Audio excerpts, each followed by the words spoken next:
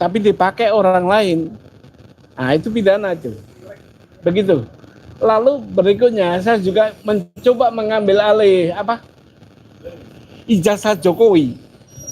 Saya mengambil alih dengan cara membuat laporan pidana kearsipan. Karena apa? Saya melaporkan pidana kearsipan karena ijazah Jokowi dipakai untuk persyaratan menjadi presiden di tahun 2014 dan tahun 2019. Waktunya sudah harus diarsipkan oleh negara, oleh Andri. Tetapi Andri membuat klarifikasi ke saya bahwa ijazah itu belum diakuisisi oleh Andri karena KPU belum menyerahkan. Maka saya buka LP di Reskrimsus tapi ditolak atau belum ada tanggapan sampai saat ini. Itu begitu Pak Roy. Siap. Oke. Selanjutnya boleh dilanjut ya. Ya. Terima kasih. Baik. Rekan-rekan sekalian, rekan-rekan sekalian, banyak materi hari ini. Jadi, itu. Alhamdulillah Bang Refli Harun sudah datang. Ya, sembari nanti sebelum masuk inti, kita dengarkan dulu apa yang sudah didapat oleh Michael Sinaga. Silakan. Oke. Ya. Saya singkat saja, Pak. Ya. Ini berangkat sebenarnya dari kecurigaan saya sebagai seorang mantan caleg dari partai yang tidak usah disebutkan namanya, bahwa saya waktu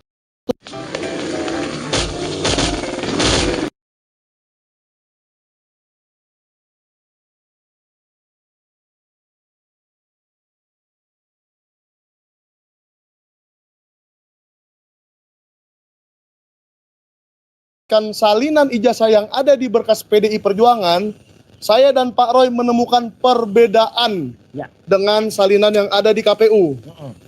Ya, ini yang dari PDI Perjuangan. Nah, silakan dilihat yang ada di PDI Perjuangan dan yang di KPU. Nanti Pak Roy nunjukkan yang di KPU. Perbedaannya ada di dalam cap legalisir ini. Posisinya yang di sini nempel, yang di KPU agak ke bawah sedikit. Nah, kalau dianalisa telematika seperti Pak Roy mungkin bisa kelihatan. Jadi, dengan kecurigaan itu, kenapa sih harus ada dua macam ijazah Jokowi yang digunakan di tahun 2014? Ya. Yang kedua, PDI Perjuangan secara resmi menjawab kepada saya bahwa yang 2019 tidak dalam penguasaan mereka. Tetapi harus dong dalam penguasaan seseorang. Lalu saya berikan keberatan dan saya mencurigai bahwa itu ada di tim kampanye nasional. TKN Jokowi Maruf Amin 2019. Maka saya berencana hari ini atau besok menyurati Bapak Erick Thohir sebagai ketua tim kampanye Jokowi Maruf Amin 2019 dan seluruh partai pengusung. Di sini sudah ada suratnya semua. Salah satunya adalah Nasdem, PKB, P3, Hanura, PKPI, apalagi Golkar. Nah, malah ketinggalan yang paling besar Golkar ya. Nah, Demokrat tidak, seingat saya tidak. Nah, jadi 7 partai pengusung Joko Widodo Maruf Amin bersama ketuanya Pak Erick Thohir, dan mungkin saya juga surati Pak Maruf Amin sebagai calon wakil presiden, karena beliau juga pasti mengetahui siapa yang memegang berkas tersebut. Ini ada apa nih? Jadi siapa yang memegang berkas tersebut, Pak Maruf Amin menyerahkan ke seseorang di dalam tim kampanye nasional, Pak Joko Widodo juga menyerahkan ke orang yang sama. Jadi pasti mereka semua tahu siapakah yang memegang berkas tersebut kemungkinan. Dan apakah hal ini akan terjadi. Dan yang terakhir saya juga telah meminta yang 2012 kepada PDI Perjuangan DKI Jakarta. Resmi ini ya. Nah, ini resmi tanda terimanya. Semoga dalam 10 hari kerja ini akan dijawab. Yang DPP PDI Perjuangan sudah menjawab kemarin, dan ini yang untuk gubernur 2012. Ya, semoga masyarakat segera tercerahkan dengan dibukanya dokumen-dokumen ini dari para partai pengusung dan tim kampanye. Amin. Sekian. Ya. Baik, terima kasih Mas Michael Sinaga dan juga Pak Subhan Balal. Kita segera masuk ke main course atau menu utama. Dengan hormat kami undang Mas Refli Harun untuk ke depan. Ya. Dan sekaligus akan mengantarkan press conference ini dan menjelaskan inti dari apa yang kita bicarakan, tindak lanjut dari yang kita podcastkan semalam dan sudah publish tadi pagi jam 7. Ya, dan itu akan kita tunjukkan nanti LP-nya. Silakan Mas Refli. Ngomong apa sih? Oh, udah ini ngomong soal LP. Oh ini. Iya. Ini tadi yang Michael tadi ya? Iya, belum ada. Kita belum Oke. silakan. Kawan-kawan semua, Ya. terima kasih atas kehadiran kawan-kawan semua. Di sini ada Mas Roy Suryo, Mas Roy. Siap. Ada Abdul Ghafur Sangaji, kemudian ada Subhan Palal, ada Michael Sinaga. Nah ini Mas Roy akan menyampaikan apa yang sudah dilakukan kemarin, yaitu melaporkan 2 orang, ya, bukan 2 orang termul, 2 orang. 2 orang. 2 orang ya, 2 orang, satu namanya Lecumanan. Jadi Lecumanan itu adalah salah satu pelapor Roy Suryo, Dr. Tifa dan lainnya. Ya. Dan dia melaporkan pasal 160 KUHP, itu tentang pasal penghasutan, dan pasal 28 ayat 2 Undang-Undang ITE 2024 tentang ujaran kebencian. Dan Mas Roy kemudian sama Dr. Tifa dan lain sebagainya itu dikenakan pasal 28 ayat 2. Sementara di klaster 1 ada Rizal Fadila, kemudian ada Kurnia Triroyani, Ya, dan ada Rustam Effendi dikenakan pasal 160. Dua-duanya ancaman hukumannya 6 tahun penjara. Nah, ternyata Mas Roy nanti akan jelaskan bahwa pelaporan tersebut tidak berdasar sesungguhnya. Karena mereka mengatakan bahwa Pradi Bersatu sebagai sebuah entitas yang bukan manusia merasa disakiti, merasa dirugikan, kan nggak masuk akal. Tetapi toh diterima oleh penyidik dan kemudian menjadi sebagian dari penetapan tersangka tersebut selain laporan Pak Jokowi sendiri. Nah, yang kedua adalah sahabat baik Mas Roy, ya masih sahabat baik walaupun sering mengkritik, Rismon Hasiholan Zenipar. Itu juga dilaporkan, tapi dalam kasus yang berbeda, yang nanti Mas Roy yang akan menjelaskan. Untuk selanjutnya barangkali Mas Roy akan menjelaskan. Mas Ghafur dulu aja. Oh, Ghafur dulu ya. Untuk selanjutnya Mas Ghafur akan menjelaskan apa dasar-dasar hukum pengaduan tersebut, baik terhadap Lecumanan dari Pradi Bersatu maupun terhadap Rismon Sianipar. Silakan Mas Ghafur. Ya, terima kasih Bang Refli. Silakan. Ini kami sepakat menyebutnya pengacara pucuk. Pengacara yang lagi dipucuk daun bagaikan ulat yang lagi naik daun. Silakan. Terima kasih Mas Roy, Bang Refli. Ya. Assalamualaikum warahmatullahi wabarakatuh. Waalaikumsalam. Jadi perlu saya sampaikan informasi kepada publik bahwa semalam sampai jam 2 dini hari ya Mas Roy ya. Ya. Itu baru selesai Mas Roy sebagai prinsipal dari kami selesai membuka LP terhadap 2 orang. Satu diehard pendukungnya Pak Jokowi, satu lagi adalah orang yang berpindah dari perjuangan ini kemudian memilih untuk bergabung dengan kelompok mereka, yaitu Rismon. Jadi ada 2 orang yang dilaporkan Mas Roy. Itu laporannya dibuka sekitar mungkin jam 7 malam atau jam 8 malam sekira itu sampai mungkin sekitar jam 2 atau jam 3 pagi ya, di dini hari ya. Nah, yang dilaporkan itu pertama Lecumanan. Lecumanan dilaporkan dengan pasal 394. Pasal 394 itu adalah memasukkan suatu keterangan yang diduga keterangan palsu di dalam suatu akta otentik dengan ancaman pidana 7 tahun, dan akibat dari memasukkan suatu keterangan yang diduga palsu dalam suatu akta otentik yang kemudian merugikan kepentingan hukum seseorang. Apa peristiwa hukumnya? Peristiwa hukumnya adalah Lecumanan pada tanggal 26 April tahun 2025 membuka LP di Polres Jakarta Selatan dengan 2 pasal. Pasal pertama adalah pasal 160 KUHP, yaitu penghasutan, dan pasal kedua adalah pasal 28 ayat 2 Undang-Undang ITE tentang ujaran kebencian berdasarkan SAR, ya, yaitu ada sara, suku dan sebagainya. Dan atas dasar LP Lecumanan itu ada penetapan tersangka di klaster 1 dan klaster 2. Klaster 1 itu ditetapkan dengan pasal 160, yaitu adanya penghasutan, dan kemudian di klaster 2 yaitu adalah Mas Roy itu ditetapkan dengan pasal 28 ayat 2 Undang-Undang ITE. Apa yang diduga palsu dari keterangan atau dari laporannya Lecumanan? Yang diduga palsu adalah adanya konstruksi peristiwa hukum bahwa Lecumanan melaporkan kepada Polres Jakarta Selatan sehingga para tersangka ini ditetapkan sebagai tersangka, yaitu penghasutan ujaran kebencian dengan korban adalah Pradi Bersatu. Ya. Jadi di berbagai kesempatan kami berdebat dari televisi ke televisi, juga Sekjen Pradi Bersatu maupun juga Ketua Pradi Bersatu telah menegaskan bahwa korban dalam perkara penelitian ijazah Pak Joko Widodo itu adalah Pradi Bersatu. Kami setelah melakukan pengkajian yang cukup dalam, kami menemukan bahwa ini memang ada unsur kesengajaan. Unsur kesengajaan untuk memaksakan LP-LP itu karena Lecumanan melaporkan pada tanggal 26 April, baru kemudian diikuti oleh Pak Jokowi pada tanggal 30 April. Jadi sebetulnya yang membuka LP itu bukan Pak Jokowi duluan, tetapi yang membuka itu adalah relawan-relawan Pak Jokowi, termasuk pendukung-pendukung Pak Jokowi. Kami menduganya adalah sengaja dipaksakan oleh Lecumanan dan teman-teman yang lain supaya pasal-pasal itu masuk sehingga mungkin perkara ini bisa naik kepada perkara pidana.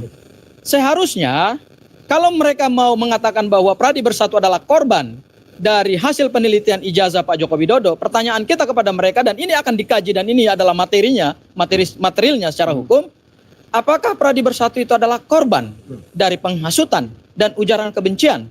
Karena di dalam konstruksi hukum pidana, penghasutan maupun juga ujaran kebencian itu direspon oleh seorang makhluk hidup, bukan hewan tapi manusia. Ya, jadi ketika seseorang itu dikatakan menghasut, maka ada 3 unsur di situ. Pertama ada orang yang menghasut, kedua ada perbuatan yang menghasut, dan yang ketiga ada orang yang menjadi korban, kemudian korban penghasutan dan melakukan suatu tindak pidana. Loh, ini ada badan hukum yang kalau istilah kita bicara ilmu biologi lah, ini kan benda mati gitu loh. Kok bisa menjadi korban dari suatu kajian ilmiah tentang ijazah Pak Joko Widodo? Dan setelah kami berdialog, berdiskusi, menguraikan peristiwa hukumnya dengan penyidik Polda Metro Jaya, makanya kemudian alhamdulillah adalah diterima LP-nya. Nanti ditunjukkan oleh Mas Roy ya. Siap. Jadi itu yang kami ingin kirim pesan, bahwa seseorang ketika ingin melaporkan orang lain, apalagi dalam peristiwa yang besar seperti ini, menyita perhatian publik, membuat gaduh satu negara, itu tentu prinsip kehati-hatian dan kajian hukum harus dilakukan secara cermat. Jangan karena emosional, jangan karena ingin buru-buru mempolisikan seseorang. Akhirnya yang terjadi adalah ya sudah, kita paksakan sesuatu, kemudian sesuatu itu secara kajian hukum itu ternyata tidak masuk ke dalam konstruksi hukum pidana yang sebenarnya. Bahwa kok ada badan ataupun lembaga yang itu bukan makhluk hidup, itu hanyalah satu entitas hukum di dalam hukum perdata yang kita sebut dengan badan hukum atau rahe person, kemudian bisa menjadi korban. Nah, ini yang kemudian menarik untuk kemudian nanti ke depan akan menjadi bahan penyelidikan dan penyidikan. Itu yang laporan pertama terhadap Lecumanan. Jadi hanya 1 pasal, dan ancaman pidananya terhadap pasal 394, ancaman pidananya adalah 7 tahun penjara. Peristiwa yang kedua dilaporkan kepada mantan sahabat ya Mas Roy ya, mantan pejuang juga di dalam perjuangan ini, yaitu Rismon Hasyolan Sianipar, dilaporkan dengan 2 pasal pidana, yaitu 343 KUHP, kemudian pasal 434 KUHP, yaitu fitnah, dan yang kemudian adalah 438, yaitu persangkaan palsu. Ya, apa peristiwanya? Peristiwanya adalah pada tanggal 5 Juni, dan ini dilakukan secara berlanjut, atau di dalam ilmu hukum disebut sebagai forgesit handling. Jadi ada perbuatan berlanjut yang dilakukan oleh Rismon dari tanggal 5, tanggal 6, dan tanggal 7 Juni 2026, yaitu secara terangan di podcast milik pribadinya Balige Academy, itu melakukan fitnah yang sangat luar biasa, sehingga juga menimbulkan persangkaan-persangkaan palsu, yaitu terkait dengan polemik yang sebenarnya telah mendapatkan suatu keputusan hukum yang ingkrah, yaitu polemik soal pencatatan aset di Kementerian Pemuda dan Olahraga pada saat Mas Roy menjadi Menteri Pemuda dan Olahraga. Dan dari peristiwa hukum tanggal 5, tanggal 6, dan tanggal 7 itu, Rismon seperti membuat serial-serial, ya. Ada Pancila, ada kasur 175 juta lah, kemudian dia juga mempersoalkan pemancar antena lah, segala macam. Dan terhadap apa yang disampaikan Rismon itu, pada sesungguhnya, pada yang kenyataannya, peristiwa tersebut telah selesai. Jadi Rismon kami duga telah melakukan fitnah-fitnah yang luar biasa terhadap Mas Roy, dan itu fitnah-fitnah justru di luar persoalan sesungguhnya, yaitu ijazah yang hari ini belum mendapatkan kepastian hukum juga terkait dengan posisi berkas perkara gitu. Kalau Rismon ingin fokus untuk membela Pak Jokowi, ya sudah, kami menghargai ada penulisan buku itu, tetapi jangan kemudian membuat satu konten, membuat satu narasi di luar persoalan yang sesungguhnya, yang pada akhirnya akan dimintai pertanggungjawaban pidana. Jadi Rismon telah melakukan fitnah, secara berlanjut dari tanggal 5, tanggal 6, dan tanggal 7 bulan Juni 2026. Dan yang kedua, Rismon juga dilaporkan dengan pasal persangkaan palsu. Pasal 438, apa itu persangkaan palsu? Bahwa akibat perbuatan dia mengkaji, mempublikasikan terkait dengan polemik pencatatan aset di Kemenpora, itu kemudian diikuti oleh persangkaan-persangkaan palsu berikutnya yang juga diglorifikasi oleh para YouTuber-YouTuber yang berafiliasi dengan Pak Joko Widodo. Dan bahkan kemarin kita lihat itu ada yang mendatangi rumah Mas Roy di Jogja untuk memverifikasi dan melakukan persangkaan-persangkaan palsu bahwa ternyata jangan-jangan parabola yang dimaksud oleh Rismon itu adalah ini kali. Nah, jadi hari ini Mas Roy telah resmi mendapatkan 2 LP, yaitu terhadap Lecumanan dan kemudian terhadap Rismon Hasyolan Sianipar. Dan kami mohon bahwa semua proses hukum ini dilakukan secara adil, kemudian dengan prinsip due process of law, dan kami mengapresiasi Polda Metro Jaya bahwa ternyata Polda Metro Jaya tidak melakukan diskriminasi hukum ya terhadap kubu sebelah maupun juga terhadap kubu kami. Polda berdiri untuk kasus ini di tengah-tengah ya. Untuk yang menanggapi beberapa laporan-laporan LP ya. Nah, itu barangkali dari saya, Mas Roy. Nanti Mas Roy yang akan menunjukkan LP-nya. Makasih Mas Roy. Baik. Alhamdulillah, terima kasih Mas Ghafur Sangaji, Abdul Ghafur Sangaji, Sarjana Hukum, Magister Hukum, dan juga Prof. Refli Harun yang tadi sudah memberikan beberapa keterangan, juga Pak Subhan Palal dan juga Mas Michael Sinaga. Nah, saya akan mulai dengan menunjukkan bukti. Jadi kalau kita melakukan press conference itu bukan hanya menunjukkan fotokopi dibawa kemana-mana. Justru orang yang nggak pernah punya bukti itu yang hanya bisa ngomong doang ya. Saya akan tunjukkan buktinya satu persatu ya. Alhamdulillah pada kesempatan siang hari ini saya akan tunjukkan apa yang tadi disampaikan oleh Mas Ghafur Sangaji, dan juga setelah itu kami koordinasi dengan Pak Refli Harun sampai jam 3 pagi ya. Gitu. Inilah LP pertama. Jadi LP pertama itu adalah laporan polisi ya nomor 4111 /6/2026 SPKT Polda Metro Jaya yang sudah ditujukan kepada seseorang bernama Lecumanan. Jelas betul itu namanya. Ya, Lecumanan dengan alamat ada di sini. Ya. Dia disangkakan dengan pasal 394 Undang-Undang pertama tahun 2023 atau KUHP. Ya, jadi file ini sudah saya kirimkan juga kepada teman-teman, ada pada undangan press conference ya, di atas itu ada kecil, silahkan dibesarkan saja ya, itu filenya cukup besar untuk bisa dibaca detailnya, dan sudah saya sedikit pixelize atau saya hilangkan bagian-bagian yang tidak perlu ya gitu. Tapi intinya nomor perkara, nama terlapor, nama pelapor saya sendiri ya, itu ada semuanya. Jadi resmi ya, Lecumanan sudah masuk dalam LP. Nah, apa yang di LP kan adalah yang tadi disampaikan oleh Mas Ghafur Sangaji. Pada tanggal 26 April, dia membuat LP ini.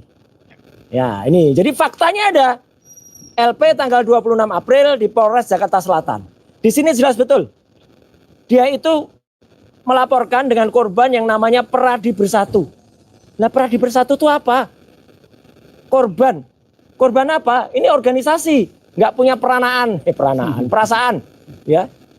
Organisasi kok punya perasaan? Nggak ada. Dan ini sayangnya, terus terang saja, kami memang baru mengetahui setelah sekian lama, dan ini tayang di salah satu TV. Ya, itu belum lama. Kalau dari dulu kami tahu, kami sudah laporkan ini dari dulu. Ya, jadi kalau ada pertanyaan, kenapa baru sekarang, Mas? Ya, karena ini memang baru tayang beberapa waktu yang lalu di salah satu TV.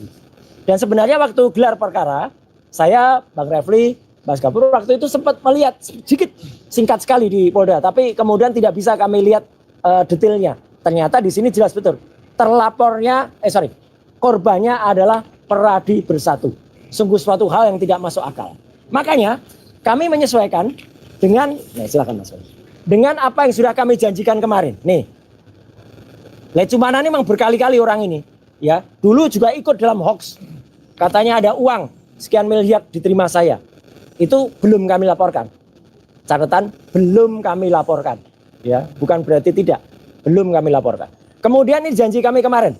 Kami pertimbangkan saudara Lecumanan itu ya akan dilapor. Dan alhamdulillah semalam kita buktikan. Jadi kita nggak hanya berjanji, tapi kita memberi bukti. Karena hukum itu harus tidak boleh hanya tajam ke bawah, termul ke atas. Ya, gitu ya. Jadi semuanya harus tajam. Nah, laporan yang kedua itu adalah untuk orang yang mengaku bernama Dr. Eng Resmond Hasiulan Sianipar M. Eng. Ya, harus begitu cara ngucapinnya karena doktornya palsu. Ya, makanya di sini kami tulis doktornya, nanti kami kena apa namanya orang yang salah ya, error en persona. Ini bukan dokter loh Mas. Nah, makanya dokternya nggak ditulis. Jadi respon jangan sakit hati kalau doktermu tidak ditulis. Karena kamu memang bukan dokter. Nah ini sudah kami laporkan juga dengan nomor perkara ya 4100 ada di sini, maaf. Ya itu ada laporannya. Sorry, ini Leut Sumanan. Sorry, ini Leut Sumanan. Jadi ada di sini. Sorry. Maaf ya, supaya tidak salah. Ntar di quote salah. Jangan sampai salah. Ada semua kok. Jangan khawatir, kita semua punya buktinya. Nah ini 4115. Nah, terlapornya namanya Resmond Hasiulan Sianipar. Pasal yang dilaporkan adalah 434 yaitu fitnah dan 438. Ya, itu tentang persangkaan palsu. Apa yang disangkakan dia dan palsu? Yaitu dia sengaja, saya ulangi lagi, sengaja. Dia pada tanggal 5 Juni, 6 Juni, 7 Juni, dan satu lagi 8 Juni mengupload informasi yang sengaja. Ini kalau istilahnya orang itu kopoh, ya. Kopoh itu bebal, kayak kerbau itu sudah dicokok, nggak boleh belok sana, belok terus. Jadi dia tuh sudah diberitahu, dan pada postingan yang kedua dia sudah tahu kalau saya sudah menjabat, itu persoalan sudah inkrah.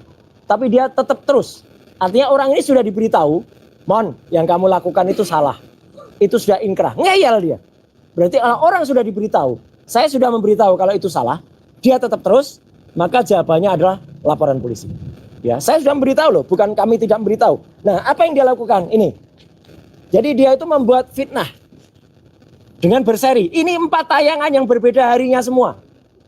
5 Juni, 6 Juni, 7 Juni, 8 Juni. Dengan topik yang berbeda-beda. Dia kayaknya mau jadi produser sinetron saja, ya. Tiap saat keluarkan dengan ganti-ganti lokasinya.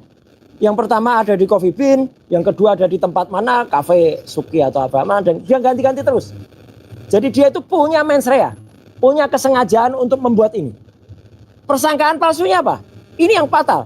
Dia sudah terbukti secara material apa yang dia lakukan sudah mempengaruhi orang lain untuk membuat tuduhan yang sama. Nih, ada dari Mak Lampir, ya, ada dari si Thoyib Fanani, bahkan Thoyib Fanani, ketua Ceboker Nusantara, secara tidak sopan datang ke Jogja dan menunjuk-nunjuk di depan rumah saya, ya, kemudian menunjuk, oh, ini jangan-jangan ini antena.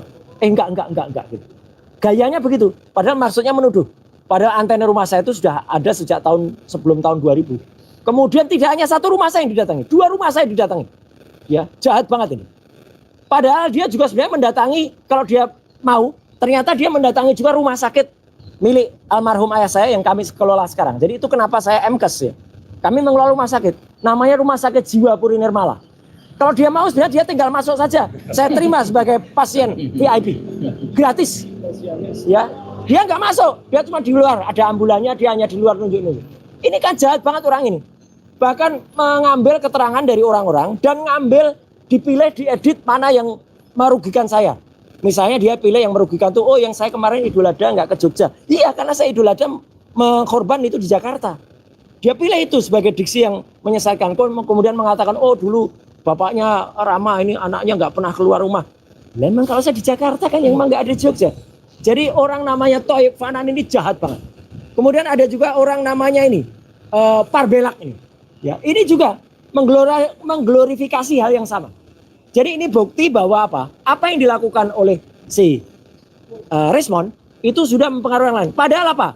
Kalau Resmond tuh mau sedikit baca, agak pinter sedikit, lihat berita ini. Jelas banget di sini bahwa semua sudah memberitakan, baik media mainstream maupun media-media lainnya. Persoalan dengan Kemenpora sudah selesai. Karena waktu itu ada salah pencatatan internal di internal Kemenpora. Kemudian dikoreksi, Kemenpora yang sebenarnya sudah menggugat saya, akhirnya mencabut gugatannya dan membayar biaya perkara. Dan persoalan dinyatakan selesai. Tidak ada lagi. Catatan di BPK juga nggak ada lagi, sudah. Karena salah kolom waktu itu. Harusnya barang itu milik negara, dicatatkan kepada Kementerian Pemuda dan Olahraga, dicatatkan kepada pribadi menteri. Jadi akibatnya apa? Saya yang ditagih. Ini kan jahat banget juga. Tapi semua sudah selesai. Nih beritanya. Dan bahkan bukan hanya ini. Putusan pengadilannya juga ada. Putusan pengadilan, ya, ini nomor 411 PDT tahun 2019.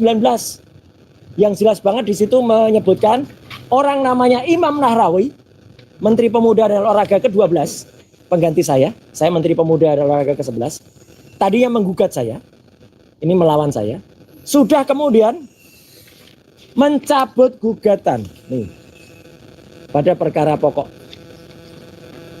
Dan Kementerian Pemuda dan Olahraga atau penggugat membayar biaya gugatan. Selesai persoalannya, dan persoalannya ditutup, bahasa hukumnya inkrah. Jadi kalau ada persoalan sudah inkrah secara hukum dan pemberitaan sudah selesai, sudah.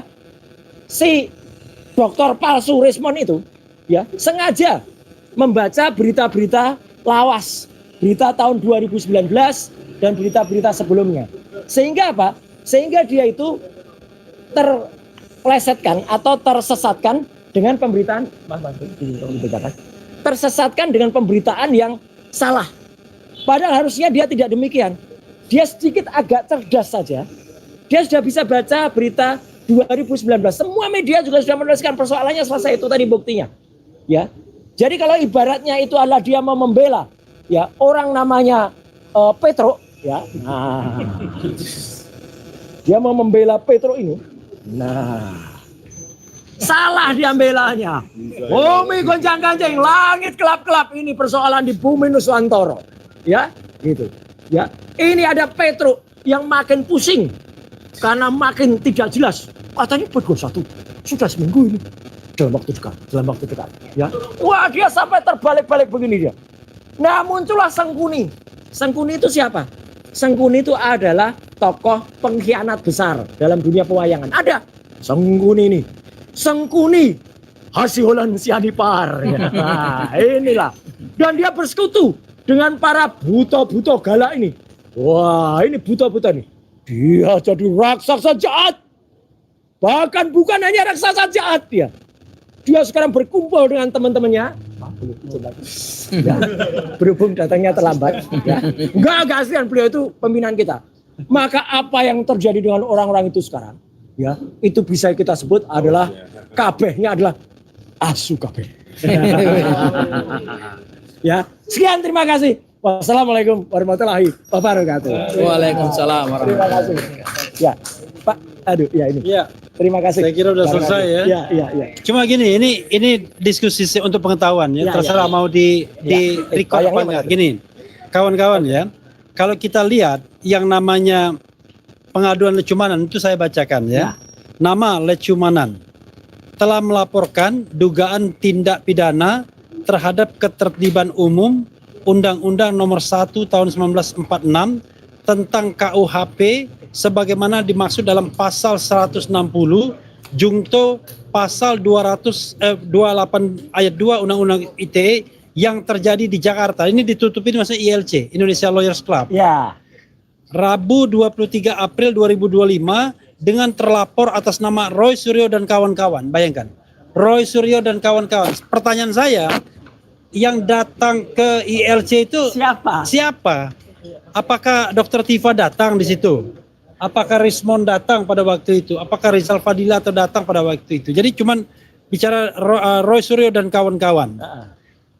Kemudian uraian kejadian pada hari Rabu 23 April 2026 di JW Luansa Hotel Jalan HR Rasuna Said, nomor kafling C22 Karet Kuningan Setiabudi Jakarta Selatan, telah terjadi suatu dugaan tindak pidana penghasutan dan atau ujaran kebencian melalui media elektronik yang dilakukan oleh terlapor Roy Suryo dan kawan-kawan. Lagi-lagi Roy Suryo dan kawan-kawan, ya. Terhadap korban Pradi Bersatu, garis miring advocate public defender, yang dilakukan dengan cara berawal dari para korban yang mengikuti acara Indonesia Lawyers Club ILC di TKP Dan di acara tersebut terlapor berbicara sebagai moderator. Nah, masalahnya sebagai moderator. Enggak. Makanya selanjutnya pihak korban dan para saksi menyaksikan terkait terlapor yang memaparkan skripsi dan ijazah daripada Bapak Jokowi kepada publik dan mengatakan kepada publik bahwa analisa terlapor terkait ijazah dan skripsi daripada Bapak Jokowi atas kejadian tersebut pihak korban merasa dirugikan. Apanya? Ya, dan melaporkan kejadian tersebut ke Polres Jakarta Selatan guna dilakukan penyelidikan dan penyidikan lebih lanjut. Jadi kawan-kawan semua, ini buat pembelajaran ya, bukan buat untuk berita. Berita boleh juga. Jadi ya, yang paling lucu adalah terlapornya Roy Suryo dan kawan-kawan. Siapa saja yang pada waktu itu jadi pembicara? Jangan Mas Roy sendiri. Enggak lah, ada Enggak, maksudnya 8 orang.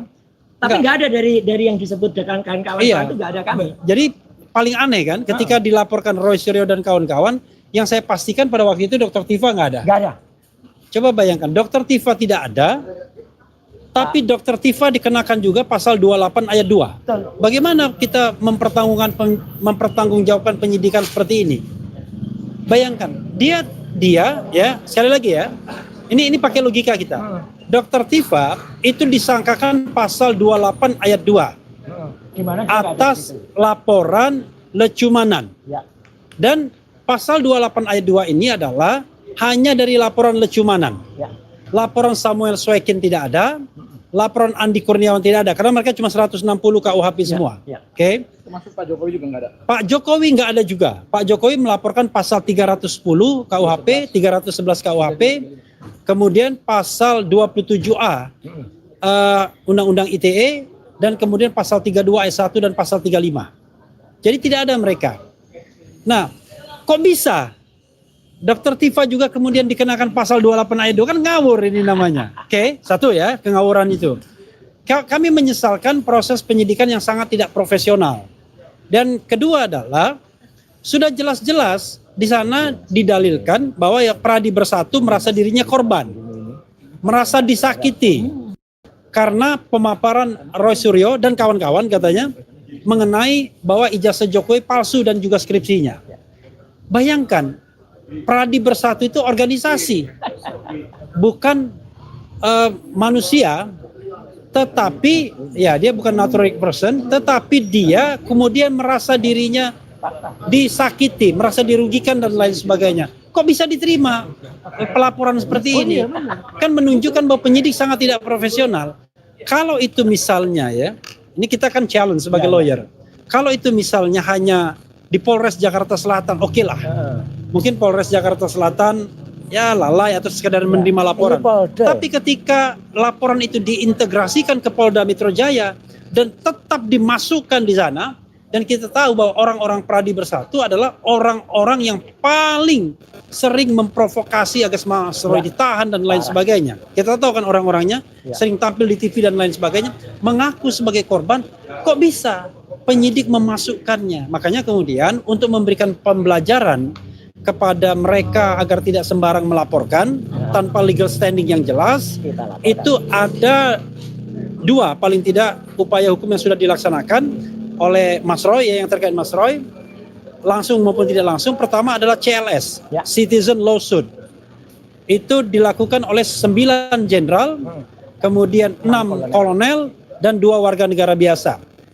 Mempermasalahkan juga ini adalah penyelundupan hukum yang diduga dilakukan ya oleh penyelundupan hukum diduga dilakukan oleh Polda Metro Jaya, penyidik Polda, karena yang digugat itu adalah Iman Imanuddin, memasukkan pasal orang-orang yang tidak memiliki legal standing di dalam pelaporan tersebut dan kemudian akhirnya menjadi dasar penersangkaan.